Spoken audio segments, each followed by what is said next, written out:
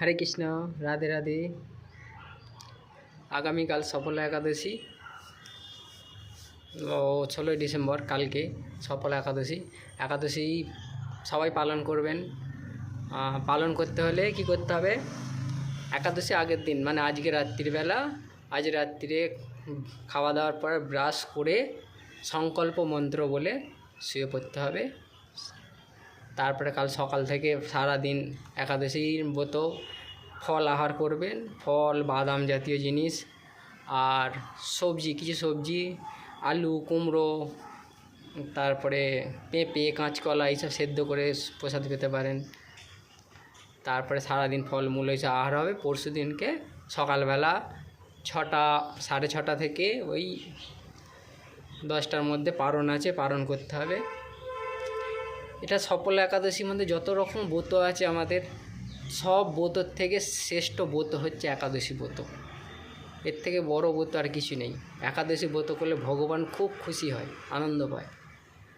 আর এই একাদশী ব্রতে হাজার হাজার বছর তপস্যা করে যেসব ফল পাওয়া যায় না একাদশী ব্রততে, বিশেষ করে এই একাদশী সফল একাদশী ব্রততে অনেক ফল পাওয়া যায়। তো একটা ছোট্ট উদাহরণস্বরূপ, একজন মহিষমত নামে একটা রাজা ছিল, তার চম্পক নগরীতে। তো চারটে পুত্র ছিল। 4টে পুত্রের মধ্যে একটা পুত্র, বড় পুত্র আর কি, খুব অসৎ কাজকর্ম করতো, মনি ঋষিদের যাতে চাই বলতো, ভগবানের নিন্দা করতো, কুকর্ম করতো। সেসব করতো বলে রাজা তাকে রাজ্য থেকে বিদায় দিয়ে দিয়েছে।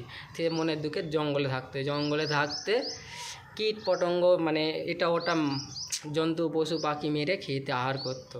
এরকম করতে করতে একদিন কিছু খাবার পায়নি, ফলমূল খেয়ে থেকেছে। তারপরে রাত্রিরে এত ঠান্ডা, জঙ্গলের মধ্যে ঠান্ডায় ঘুমোতে পারেনি।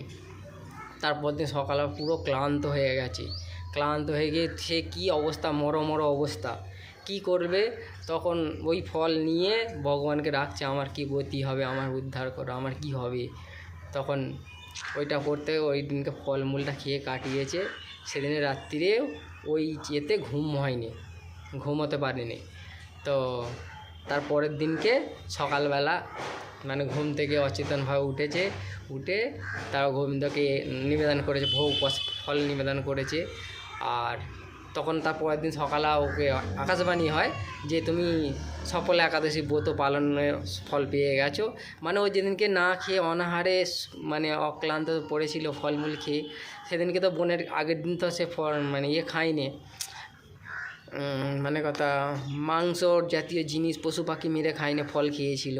তো রাত্রিরে জাগরণ করেছে, একাদশীর ব্রত পালন হয়ে গেছে। তারপরের দিন চেতন অবস্থা পড়েছিল।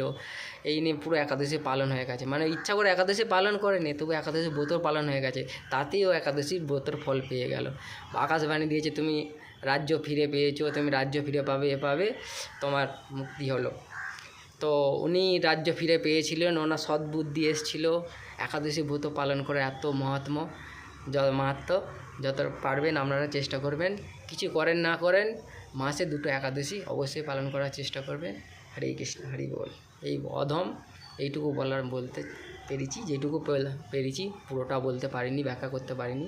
মহারাজদের মুখে যেটুকু শুনেছি তারই মধ্যে একটুখানি আপনাদের তুলে ধরলাম।